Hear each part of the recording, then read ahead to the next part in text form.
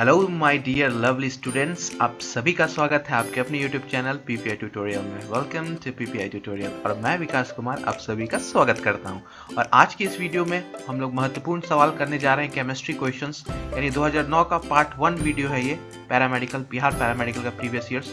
तो ये सारे वीवीआई और इंपॉर्टेंट क्वेश्चंस है for your examinations, upcoming examinations paramedical के, और अदर स्टूडेंट्स भी कर सकते हैं अदर स्टेट्स के, यानी झारखंड और आपके यूपी के भी, और साथ ही साथ आईटीआई वाले भी कर सकते हैं, पॉलिटेक्निक वाले भी, और बिहार यूपी झारखंड सभी के लिए, क्योंकि सबका सिलेबस सेम होता है, दैट इज एनसीईआरटी। सो आप लोगों को सभी क्वेश्चंस करने चाहिए, इससे आपका नॉलेज बढ़ेगा, ठीक है। और जो बच्चे अभी तक ज्वाइन नहीं किया हमारे टेलीग्राम चैनल को, नीचे डिस्क्रिप्शन बॉक्स में लिंक है, नहीं तो टेलीग्राम चैनल पे जाके पीपीआई ट्यूटोरियल आप लोग सर्च कर सकते हो, आप लोग ज्वाइन हो जाओगे, ठीक है। चलिए, मॉक टेस्ट चल रहा है, उसको अच्छे से कीजिए टेलीग्राम चैनल पर। सो पहला क्वेश्चन आपसे यहां पे पूछा जा रहा है कि a certain buffer solution contains equal concentration of x minus ion, ठीक है, x minus ion and HX। Ka उसका वैल्यू दे रखा है 10⁻⁸। तो pH क्या होगा बफर का, यानी एक प्रतिरोधक विलयन में x माइनस आपको दे रखा है, वह HX की समान सनाद्रता, इक्वल कॉन्सेंट्रेशन है, ठीक है, इक्वल है दोनों, x माइनस और HX। और HX का आपका Ka वैल्यू दे रखा है, ठीक है, दैट इज 10⁻⁸। तो आपका क्या होगा वैल्यू 8, 3, 6 और 1। देखिए एक बहुत डायरेक्ट क्वेश्चन से आपका ये pH से आया है, pH से आपका क्वेश्चन इस साल भी आ सकता है, इक्विलिब्रियम से। इक्विलिब्रियम, कौन से इक्विलिब्रियम, तो आयनिक इक्विलिब्रियम का ये पार्ट है pH। तो इस बार एक बार अच्छे से कर लीजिएगा। इसको कैसे करना है, इसमें बस आपको क्या करना है, pH of buffer solution, pH of a buffer solution, ठीक है, बफर सॉल्यूशन लेना है, जो कि बराबर होगा आपका pKa प्लस लॉग आपका जो सॉल्ट है उसका डिवाइड बाय, मतलब कॉन्सेंट्रेशन सॉल्ट का divide by concentration of acid. इसका मतलब क्या होता है आपका कॉन्सेंट्रेशन, सनाद्रता होती है इसका मतलब, ठीक है। सो आपका यहाँ पे क्या हो जाएगा, pKa को कन्वर्ट करोगे तो माइनस लॉग Ka हो जाएगा, प्लस इधर आपका log 1 हो जाएगा, ठीक है। तो इधर क्या हो गया, आपका वैल्यू पुट कर दो Ka का, तो माइनस लॉग 10⁻⁸, और इधर प्लस 0, log 1 का वैल्यू 0 होता है, तो आपका क्या आ गया माइनस लॉग 10⁻⁸, तो आपका प्लस 8, क्योंकि जब आप माइनस लॉग का पावर 10⁻⁸ को कन्वर्ट करोगे तो आपका प्लस 8 वैल्यू देगा, तो प्लस 8 यानी आपका A, ठीक है। तो फॉर्मूला आपको याद रखना है, pH of a buffer solution equal to pKa plus log plus into salt का कॉन्सेंट्रेशन अपॉन में एसिड का। तो ये था आपका क्वेश्चन नंबर 1, जो कि आपका 2009 का पूछा गया था। बहुत अच्छा क्वेश्चन है, आप पूरा कीजिए 2006 से 9 तक, आपका तैयारी और 4 चांद लग जाएगा उसमें, ठीक है। 2006 से पूरा 20 तक कंप्लीट कर लोगे केमिस्ट्री पैरामेडिकल। अदर स्टेट्स वाले भी बहुत अच्छे अच्छे क्वेश्चन अभी और आने वाले, तो टोटल अभी 80 क्वेश्चन और बाकी है 2006 तक, यानी 79 क्वेश्चन अच्छे से कीजिए, ठीक है। चलिए नेक्स्ट क्वेश्चन पर चलते हैं, समय लगा होता है। चलिए नेक्स्ट क्वेश्चन करते हैं। Question number 2, phenol reacts with, यानी आपका जो फिनॉल होता है इसके साथ अभिक्रिया करता है, तो आपका Na2CO3 यानी वॉशिंग सोडा, जिसको सोडियम कार्बोनेट भी बोलते हैं, BNOH sodium hydroxide, sodium bicarbonate यानी सोडियम बेकिंग सोडा, इनमें से कोई नहीं। तो आपका जो फिनॉल होता है, फिनॉल क्या है आपका, ये आपका फिनॉल है, ठीक है। सो फिनॉल आपका बेसिकली रिएक्ट करेगा NaOH के साथ, ठीक है, एक्वस में, ठीक है। तो क्या बनाता है आपका, ये रिएक्शंस करने पे आपका बनाता है ONa, ठीक है, माइनस प्लस। तो इसको क्या बोलते हैं, सोडियम फेनोएट, यानी साल्ट बनाता है ये, ठीक है। और फिनॉल आपका क्या होता है, वीक एसिडिक होता है, वीकली एसिडिक, ठीक है। हाँ, और ये स्ट्रॉन्ग आपका बेस तो नहीं कह सकते, लेकिन बेस है, ये क्षार है, लेकिन इसको एसिडिक कैरेक्टर भी होता है थोड़ा सा, ठीक है, फिनॉल में। लेकिन यहाँ से एक रिएक्शंस और आ जाएगा, आंसर तो बी होगा, लेकिन साथ साथ एक इंपॉर्टेंट नेम रिएक्शंस भी आपको मैं एग्जामिनेशन के लिए करा दे रहा हूँ। वो आपका क्या है कि आपको यहाँ से एक रिएक्शंस पूछ सकता है, ठीक है। तो रिएक्शंस वो क्या है आपका, तो वो मैं आपको बता देता हूँ। सो रिएक्शंस आपका कुछ इस प्रकार से है कि जब आपका फिनॉल, आप लोग रिएक्ट करवाते हो फिनॉल को, ये फिनॉल हो गया, ठीक है, NaOH के साथ, साथ में अगर कार्बन डाइऑक्साइड भी आप दे दोगे ना तो आपका ये सिलिसिलिक एसिड बना देगा। सिलिसिलिक एसिड, सिलिसिलिक एसिड सबको पता है क्या होता है, ये होता है आपका सिलिसिलिक एसिड। ऐसे इसको हम शॉर्ट में बोलते हैं सिलिसाइलिक एसिड, सिलिसाइलिक एसिड, ठीक है, ये इसका स्पेलिंग हो गया। तो सिलिसाइलिक एसिड बोलता है, और इस नेम रिएक्शन का नाम है कोल्ब्स, ठीक है, कोल्ब्स सिचमिड रिएक्शन। कोल्ब्स का ये रिएक्शंस हो गया। कोल्ब्स रिएक्शंस भी सीधा सीधे बोल सकते हो। तो ये इंपॉर्टेंट नेम रिएक्शंस हो गए, तो इसको इंपॉर्टेंट कर लीजिएगा, ठीक है। अगर ऐसा फिनॉल प्लस आपका सिलिसिलिक एसिड, क्योंकि बहुत ज़्यादा इंपॉर्टेंट है। इसके बाद आपका एस्प्रिन, एस्प्रिन का भी जो मेकिंग होता है ना, एस्प्रिन किस तरह से बनाया जाता है, ये भी आपका इंपॉर्टेंट रिएक्शन में चला जाएगा। तो सिलिसिलिक एसिड और एस्प्रिन दोनों, तो एस्प्रिन आपका होमवर्क है, ठीक है, नेक्स्ट क्लास में कभी मैं बता दूंगा, क्वेश्चंस उस पर ले आऊंगा, ठीक है। तो यहाँ से मैं ये क्वेश्चंस नेम रिएक्शंस आपको इंपॉर्टेंट करता हूँ, ठीक है। डिटेल में इसी को बोलते हैं पढ़ना, ठीक है। बाकी जो स्टूडेंट्स नए देख रहे हैं, बाकी सारा आप जाके देख सकते हो प्लेलिस्ट में, फिजिक्स केमिस्ट्री बायोलॉजी पूरा प्रीवियस ईयर्स मैंने सॉल्व कराया इसी तरह से डिटेल में। चलिए नेक्स्ट क्वेश्चन पे चलते हैं। आ जाइए क्वेश्चन नंबर थर्ड में। क्वेश्चन नंबर थर्ड आपका हाइब्रिडाइजेशन के ऊपर पूछा है, यानी इसको प्रसंस्करण या संकरण भी बोल सकते हैं, संकरण, यानी चैप्टर नंबर 4, बहुत इंपॉर्टेंट टॉपिक जो कि आपका 2020, 2019, 2018 ये तीनों ईयर्स में आ रखा है, हाइब्रिडाइजेशन के ऊपर से सवाल, ठीक है। सो 2021 में भी हम लोग एक्सपेक्ट कर सकते हैं, ठीक है, और यहाँ पर भी देख ही सकते हो 2009 में भी है, और भी बहुत बार रिपीट हुआ है, ठीक है। तो यहाँ पूछा जा रहा है what type of bond hybridisation is present in diamond, हीरे में किस प्रकार का बंध या आपका संकरण यानी हाइब्रिडाइजेशन उपस्थित होता है। तो आपका आयनिक बॉन्ड यानी आयनिक बंध, आयनिक बॉन्ड इसको कर लो, H bond hydrogen bonding, hydrogen bond, sp2 या sp3। सो आपका जो डायमंड होता है हीरा में आपका ये परफेक्टली टेट्राहेड्रल होता है चारों तरफ से अच्छे तरीके से, तो इसको sp3 बोलते हैं, यानी सिंगल सिंगल बॉन्ड्स रहता है इसमें, कार्बन कार्बन सिंगल बॉन्ड, ठीक है। तो टेट्राहेड्रल अच्छे से कार्बन चारों तरफ से अच्छे तरीके से एक एक कार्बन से जुड़ा हुआ रहता है। अगर वही हम ग्राफाइट के बारे में पूछे, अगर एक्स्ट्रा मैं आपको बता रहा हूँ, ग्राफाइट के बारे में पूछे तो बताइए sp2 sp3 या sp क्या होगा ग्राफाइट, तो ग्राफाइट के बारे में बताइए। हाँ, ग्रेफाइट आपका sp2 होगा, ठीक है, इसमें कार्बन कार्बन डबल बॉन्ड रहता है, ठीक है जी। अब इसमें आपको हम एसिटिलीन के बारे में पूछ रहे हैं, एसिटिलीन, एसिटाइलिन, तो एसिटाइलिन के बारे में बताइए। इसका फॉर्मूला होता है C2H2, क्या होगा इसका, तो इसका sp होगा, कार्बन कार्बन ट्रिपल बॉन्ड, ठीक है। और इसमें पाई बॉन्ड्स निकालना, सिग्मा बॉन्ड्स निकालना आपको ऑलरेडी मैंने बता रखा है, तो इस वीडियो में मैं ये चीज़ दोबारा नहीं बताऊंगा। आप उसके लिए प्रीवियस ईयर जाके 2019, 20 और 18 का देख लीजिए, वहां पर मैंने ऑलरेडी ये एक्सप्लेन कर रखा है पूरा थ्योरी डिटेल में, ठीक है। चलिए नेक्स्ट क्वेश्चन पे चलते हैं। ये था इसका detail explanation of the question number 3 of 2009 paramedical, और ये पार्ट 1 वीडियो है, पार्ट 2 वीडियो भी आएगी क्योंकि 20 क्वेश्चंस पूछता था, तो इस वीडियो में मैंने बस और क्लास में 10 क्वेश्चंस लिए।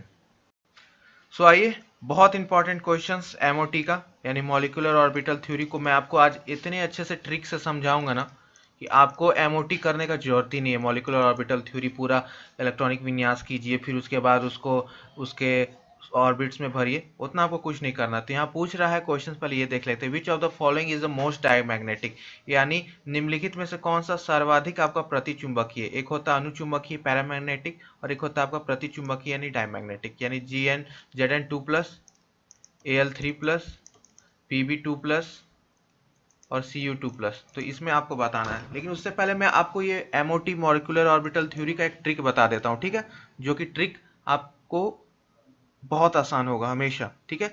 तो पैरामैग्नेटिक रहेगा, यानी पैरामैग्नेटिक रहेगा, सो आपको क्या करना है, 10, 16, और अगर ऑड नंबर्स है तो वो आपका पैरामैग्नेटिक हो गया, ठीक है। और डाईमैग्नेटिक्स इसको छोड़ के जितना भी, ठीक है, 10, 16 ऑड, ठीक है, इवन नंबर्स, यानी इसको छोड़ के 10, 16 और ऑड नंबर छोड़ के इवन नंबर्स, और 10, 16 छोड़ के सारा आपका चला जाएगा डाईमैग्नेटिक, यानी डी फॉर डाईमैग्नेटिक यानी प्रतिचुंबकीय, पी फॉर पैरामैग्नेटिक यानी अनुचुंबकीय। सो फॉर एग्जांपल आप H2 लो, ठीक है। H2 में आपका कितने इलेक्ट्रॉन्स होंगे, इलेक्ट्रॉन्स का संख्या कैलकुलेट करना है, तो 2 इलेक्ट्रॉन्स होंगे, तो 2 क्या आपका इवन नंबर है, तो ये डाईमैग्नेटिक हो गया, ठीक है। दूसरा लो He2 प्लस, ठीक है, तो एक हीलियम में 2 इलेक्ट्रॉन होता है, तो 2 हीलियम में 4 होगा, लेकिन इसमें प्लस है तो एक लॉस कर देगा, तो 3 इलेक्ट्रॉन्स है, यानी ये पैरामैग्नेटिक, ठीक है, क्योंकि ये ऑड है।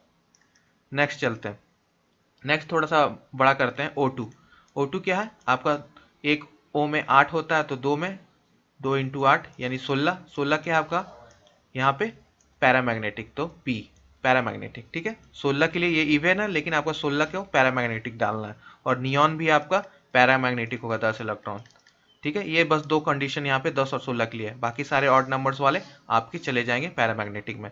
तो उसी प्रकार से Zn है आपका Zn2 प्लस, तो ऐसे Zn में कितना रहता है 30, तो माइनस कर लीजिए 2 इलेक्ट्रॉन्स यानी 28, तो ये क्या चला गया आपका इवन नंबर डाईमैग्नेटिक, ठीक है।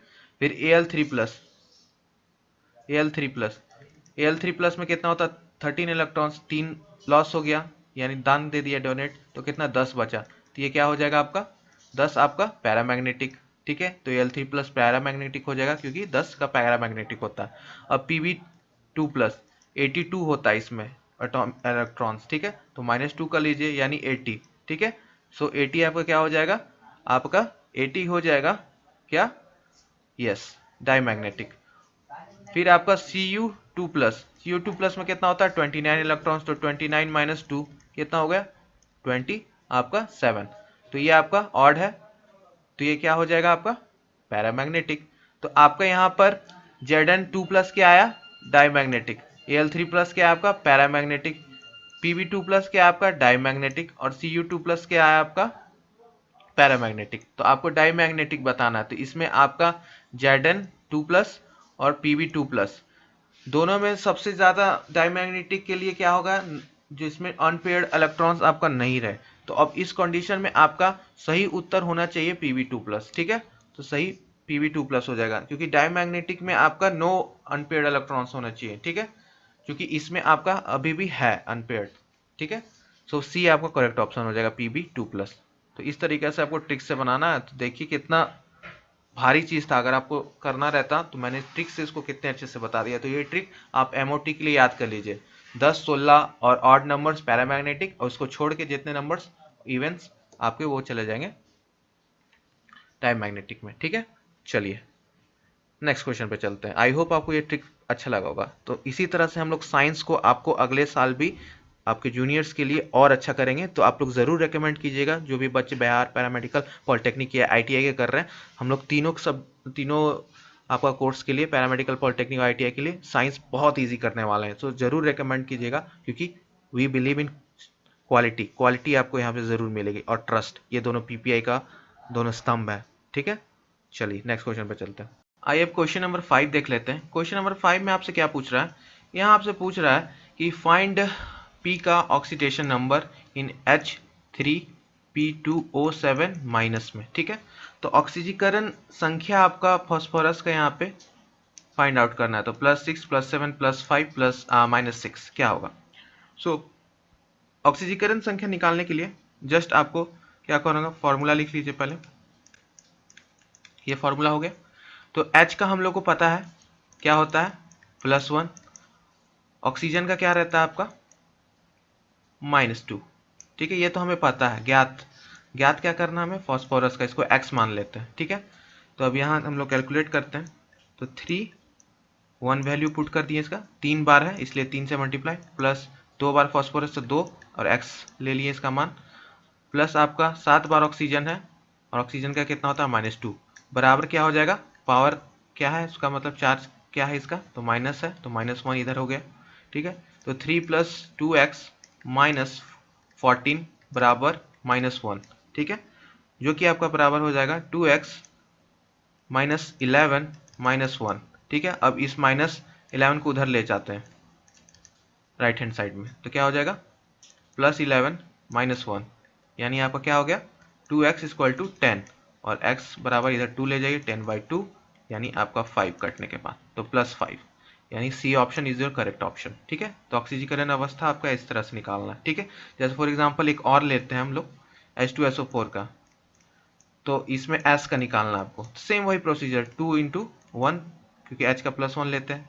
एस का कितना ले लिए हम, एक्स मान लिए, 4 ऑक्सीजन है -2, ठीक है, कुछ नहीं है चार्ज तो इक्वल टू 0। तो 2 + x -8 इक्वल टू 0, यानी x इक्वल टू +6। तो इस तरह से होगा। होमवर्क में और दे दे रहा हूँ आपको, KClO3 का यानी Cl का निकालिए यहाँ पे ऑक्सीजीकरण संख्या, और H2SO3 में S का निकालिए आप ऑक्सीजीकरण संख्या, ठीक है। निकालने के बाद कमेंट कर दीजिएगा और आप निकाल दीजिए। एक क्वेश्चन, बहुत अच्छा क्वेश्चन है, K4FeCN आपका 4 है शायद होगा, इसका आपको निकालना है, ठीक है। इसका ऑक्सीकरण Fe का निकालना है आपको, और ये आपका 2006 का क्वेश्चंस में आ रखा है, तो वहां भी मैं कराऊंगा। तो अभी ये आपको मैंने दे दिया ये होमवर्क, ठीक है। तो ये ऑक्सीकरण स्टेट निकालने आपको पहले पूछता था, लेकिन फिर भी कर लीजिए। ऑक्सीकरण संख्या निकालना इंपॉर्टेंट है, और ये कहाँ से है, चैप्टर नंबर 4 केमिकल बॉन्डिंग में ही आपका है, ठीक है। आपका केमिकल बॉन्ड जो चैप्टर है क्लास 11th का, वहीं पे है ये टॉपिक, ऑक्सीकरण संख्या निकालना, जिसको हम लोग रिडॉक्स रिएक्शंस में भी डाल सकते हैं, लेकिन सब चैप्टर्स को मैंने इसी में कंबाइन कर रखा है। आपका रिडॉक्स रिएक्शंस भी, ठीक है, अपचन और अपघटन वाला यहीं पे है, ठीक है। चलिए नेक्स्ट क्वेश्चन पे चलते हैं। तो चलिए नेक्स्ट सवाल पे चलते हैं। नेक्स्ट सवाल आपसे पूछ रहा है ऑर्गेनिक केमिस्ट्री के ऊपर है कि CH3CN was dissolved in concentrated H2SO4 and mixed with excess water. The main products are। देखिए सवाल को किस तरह से घुमाया जा रहा है। पहले तो बोला जा रहा है कि आपको कॉन्सेंट्रेटेड H2SO4 दिया गया है, ठीक है। फिर उसमें कहा जा रहा है कि आपको पानी भी मिला दिया जा रहा है। तो ये तो एक्वस हो गया, क्या हो गया, एक्वियस, डाइल्यूटेड हो गया, कि पानी भी एक्सेस में मिलाया जा रहा है। तो क्वेश्चंस को देखिए किस तरह से एग्जामिनर घुमा रहा है कि CH3CN यानी मिथाइल आपका जो साइनाइड दे रखा है, उसमें सनाद्रत H2SO4 को घोलकर जल के अधिकतम मात्रा के साथ आपका मिला दिया गया। तो मुख्य उत्पाद क्या होगा, मेजर प्रोडक्ट क्या बनेगा आपका। देखिए किस तरह से क्वेश्चन को घुमा गया। आखिर क्वेश्चंस में क्या था कि CH3CN था, यानी मिथाइल साइनेट था आपका, क्या इसे बोलते हैं, मिथाइल साइनेट, ठीक है, मिथाइल साइनेट था। और इसमें क्या बोला जा रहा है कि कॉन्सेंट्रेटेड H2SO4, फिर कहा जा रहा है कि नहीं विथ एक्सेस वाटर, ठीक है, H2O भी है। तो इसको सिंपली हम लोग ये नहीं कह सकते कि आप इसको कॉन्सेंट्रेटेड H2SO4 को हटा के आराम से इसको, कहा गया, हाँ, इसको आराम से हम लोग ये नहीं कह सकते हैं कि आपका ये हो जाएगा H2O प्लस आपका इधर H+, ठीक है। सिंपल ये कहो डाइल्यूटेड, तो ये डाइल्यूटेड है, कॉन्सेंट्रेटेड नहीं रहा। तो क्या बनाता है ये आपका CH3COOH बनाता है, acetic acid, major product acetic acid, ठीक है। मेजर प्रोडक्ट इसका एसिटिक एसिड बनेगा।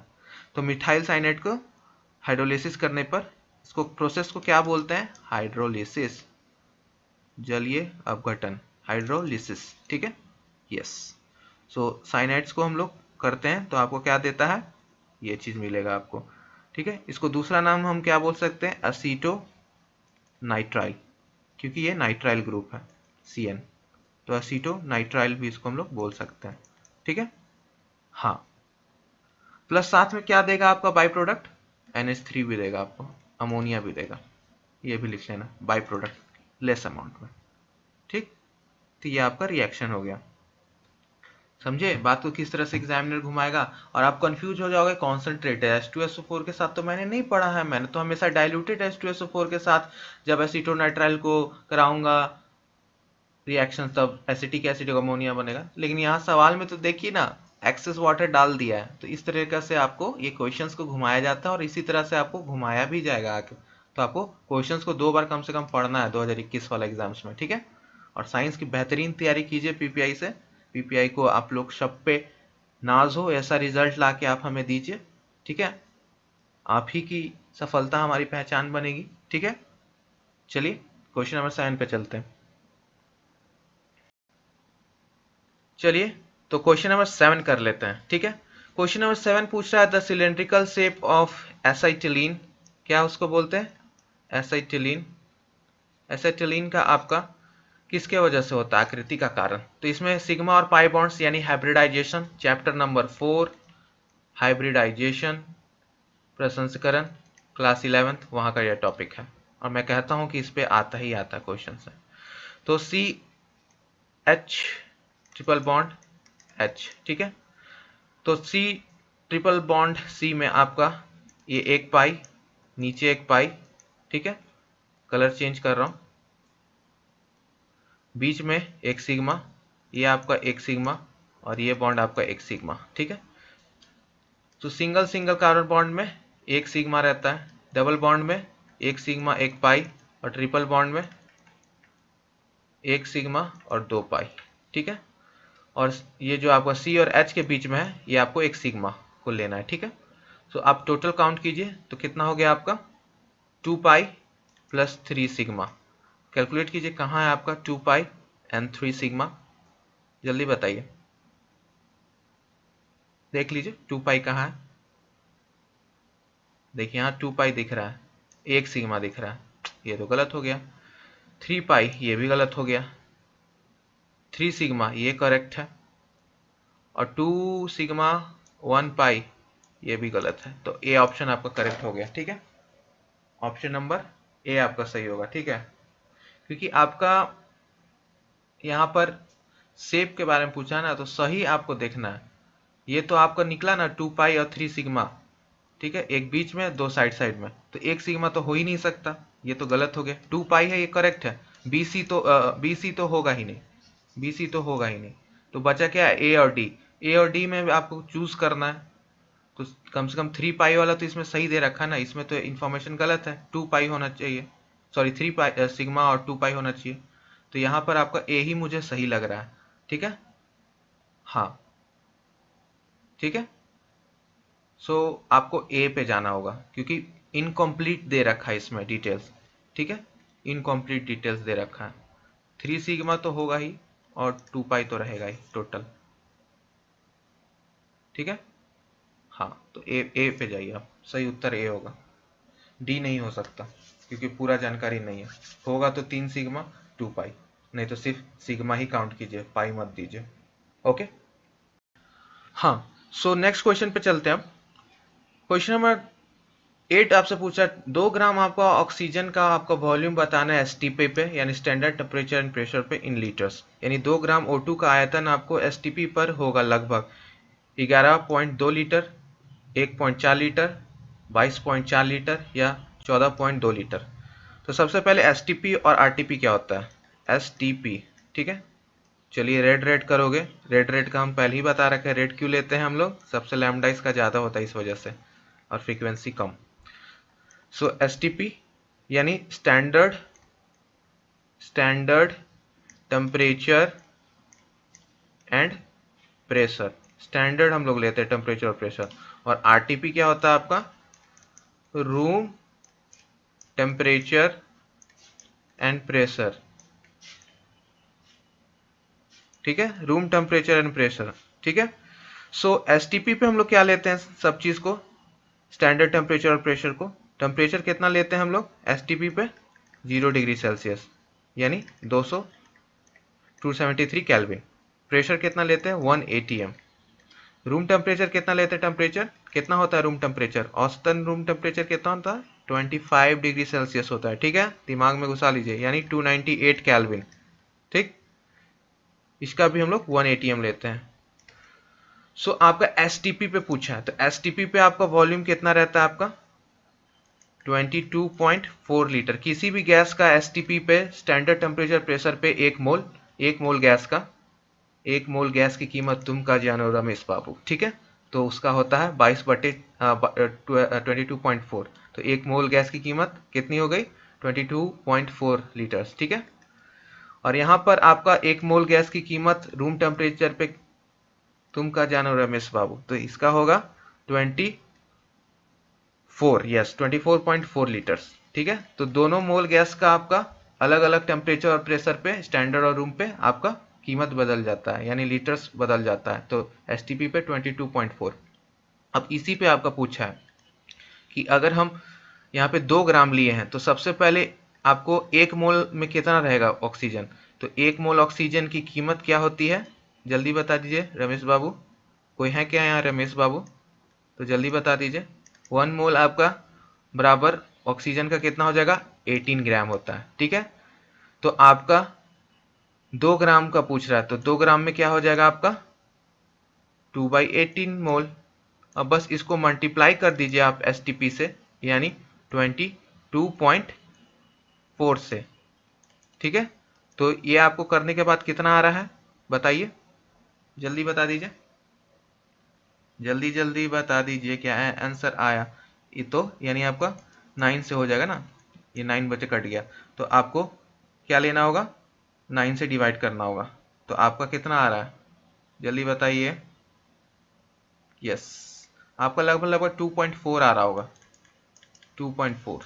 तो ये आपके आसपास है 1.4 का, और कोई तो आसपास है नहीं, तो यही लेके चलिए कि बी ही आपका सही होगा, है कि नहीं, मानते हो कि नहीं? हाँ, तो क्योंकि आपका 2 ग्राम में कितना मोल होगा, तो 2/18 करोगे तो 1/9 आपका आएगा ना। तो 1/9 कितना होता है आपका, लगभग लगभग 0.11। अब उससे मल्टीप्लाई करेंगे हम लोग आपका एसटीपी का वैल्यू 22.4 को, तो आपका 2.4 ही आएगा। लेकिन आंसर में तो ऐसा है नहीं, तो बी को ही हम लोग सही मानेंगे। जो नज़दीक वैल्यू हम हमेशा बोले हैं वही लेके चलना, और ऐसा बहुत केसेस आएगा आपको। ठीक है, कि आपको नज़दीक का लेके चलना होगा। सही है, बात समझ में आ गई? ठीक है, चलिए नेक्स्ट क्वेश्चन पे चलते हैं। आइए नेक्स्ट क्वेश्चन पे चलते हैं my dear students. Next question आपका क्वांटम संख्या यानी ऑर्बिट्स एंड क्वांटम संख्या से पूछा गया है, कक्षक से, chapter number 2 class 11th। Quantum संख्या मैंने पढ़ा रखा है, आंसर फटाफट दीजिए। आंसर दीजिए कि आपका maximum number of electrons in a subshell, एक उपकोश में आपका, जिसके लिए L का वैल्यू आपको 2 दे रखा है और N का मान 3 दे रखा है, तो इसमें अधिकतम संख्या में इलेक्ट्रॉन्स कितनी जा सकती है। तो ये आपका L क्या बताता है, एजिमुथल क्वांटम संख्या, पढ़ा है ना, एजिमुथल क्वांटम संख्या। ठीक है, और N क्या है आपका, प्रिंसिपल क्वांटम संख्या, प्रिंसिपल क्वांटम नंबर। ठीक है, सो आपको यहाँ पर एस पी डी एफ यानी एल का वैल्यू इसके लिए क्या होगा, 0 1 2 3। ठीक है, तो यहाँ पे क्या दे रखा है 2, यानी डी, डी है, तो इसके लिए आपको कितना पूछ रहा है, मैग्नेटिक निकालना है। मतलब यहाँ मैग्नेटिक निकालेंगे इलेक्ट्रॉन्स, तो एम एल इसके लिए निकालना होगा, यानी मैग्नेटिक क्वांटम संख्या। तो अब उसमें आपको पता चल जाएगा कि अधिकतम मात्रा में कितनी होगी, मैग्नेटिक क्वांटम नंबर। तो इसके लिए क्या फॉर्मूला है, 2l+1। सो आपका 2 इंटू कितना गया, 2 + 1 यानी 5, यानी 5 इसमें आपका क्या होगा, ऑर्बिट्स आएगा, और एक ऑर्बिटल में आपका कितना रहता है, मैक्सिमम 2 इलेक्ट्रॉन, तो मैक्सिमम कितना जाएगा यहाँ 10 इलेक्ट्रॉन, यानी बी का 10। तो बात समझ में आई, ये फॉर्मूला मैग्नेटिक निकालने के लिए, इससे आपको ऑर्बिटल्स कक्षा निकालते हैं। एक ऑर्बिट में मैक्सिमम 2 इलेक्ट्रॉन्स, एक ऊपर एक नीचे, अपोजिट स्पिन, आपको नियम समझा रखे हैं। ठीक है, तो ये था आपका क्वेश्चन नंबर 9। एक्सपेक्ट कर सकते हो ऐसा क्वेश्चन आपका पूछे, क्योंकि बहुत दिन से नहीं पूछा है, तो 2021 के लिए अच्छे से पढ़ो। ठीक है, हो सकता है आगे 22 में भी आए, तो अच्छे से कर लीजिएगा इसको। चलिए लास्ट क्वेश्चन पे चलते हैं, और उससे पहले चैनल को सपोर्ट करिए, और बहुत मेहनत लगता है, लाइक तो कर ही सकते हो, 1 सेकेंड भी नहीं लगता। ठीक है, और कमेंट ज़रूर करना, फीडबैक ज़रूर दीजिए, फीडबैक आपको बहुत ज़रूरी है हमारे चैनल के लिए। सपोर्ट आप अपने फीडबैक और लाइक के थ्रू ही हमें दीजिए। ठीक है, जो मन करे तो शेयर भी कर दीजिए इसको फ्रेंड्स के साथ, या कोई भी अपने सोशल मीडिया पे, व्हाट्सएप का स्टेटस लगा के, या अपने फेसबुक पर। ठीक है, सो सपोर्ट आपके लिए बहुत ज़रूरी है हमारे चैनल को। ठीक है, हमारे क्या, आपके चैनल को। ठीक है, चलिए नेक्स्ट क्वेश्चन और लास्ट क्वेश्चन पे चलते हैं। चलिए लास्ट लेकिन बहुत इंपॉर्टेंट क्वेश्चंस, जो कि मैं हमेशा बोलता हूं आपको कि टेस्ट से आपका आता है, वो हो सकता है आपका आइडोफॉर्म टेस्ट, ब्रो आपका फिर आता हेलोफॉर्म टेस्ट, यानी हेलोजन्स के साथ टेस्ट, मतलब इसी के अंदर आता है हेलोफॉर्म टेस्ट के अंदर। तो ब्रोमोफॉर्म टेस्ट, क्लोरोफॉर्म टेस्ट, ये आपका तीनों टेस्ट हेलोफॉर्म टेस्ट के अंदर आता है। ठीक है, फिर ब्रोमीन वाटर टेस्ट, ये सारा इंपॉर्टेंट टेस्ट है, इस पे क्वेश्चंस आपका आ सकता है और देखिए यहाँ पर भी आया है। सो ये आपका टेस्ट है आइडोफॉर्म टेस्ट के ऊपर पूछा है क्योंकि आयोडीन है, तो ये टेस्ट क्या है आपका आइडोफॉर्म टेस्ट। सो आइडोफॉर्म टेस्ट जो होता है आपका, पहले इसके बारे में थोड़ा सा हम लोग जान लेते फिर क्वेश्चंस करेंगे इसको डिटेल में। तो ये ऑर्गेनिक मैं आपको समझा रहा हूँ, ऑर्गेनिक रिएक्शंस, ठीक है, क्वेश्चंस के माध्यम से। तो ऑर्गेनिक रिएक्शंस का मैं आपको समझा रहा हूँ। तो आइडोफॉर्म टेस्ट आपका होता है अल्कोहल्स देता है, ठीक है, यानी OH, फिर आपका एल्डिहाइड देता है, एल्डिहाइड्स CHO, फिर आपका कीटोन देता है, ठीक है, फिर आपका ईस्टर्स भी देते हैं, ठीक है। ये सारे आपके मिलके आइडोफॉर्म टेस्ट दे सकते हैं, किसके साथ, तो कोल्ड एंड डाइल्यूटेड आपका एल्कली, वो है आपका NaOH KOH, ये दोनों के साथ क्या बनाएंगे, I2 के साथ जुड़ने पे ये दोनों आपका CHI3, ये जो CHI3 बनता है प्रोडक्ट, यही आपका कंफर्म करता है कि ये आपका आइडोफॉर्म टेस्ट दे रहा है, ठीक है। सो यहाँ पर आपको चूज करना है कि निम्नलिखित में से कौन सा आपको आइडोफॉर्म अभिक्रिया देगी। तो अल्कोहल्स यहाँ पर आपको दे रखा है, कीटोन भी दे रखा है, ठीक है, और डिफरेंट अल्कोहल्स भी दे रखा है आपको, ठीक है। सो आइए देखते हैं रिएक्शंस।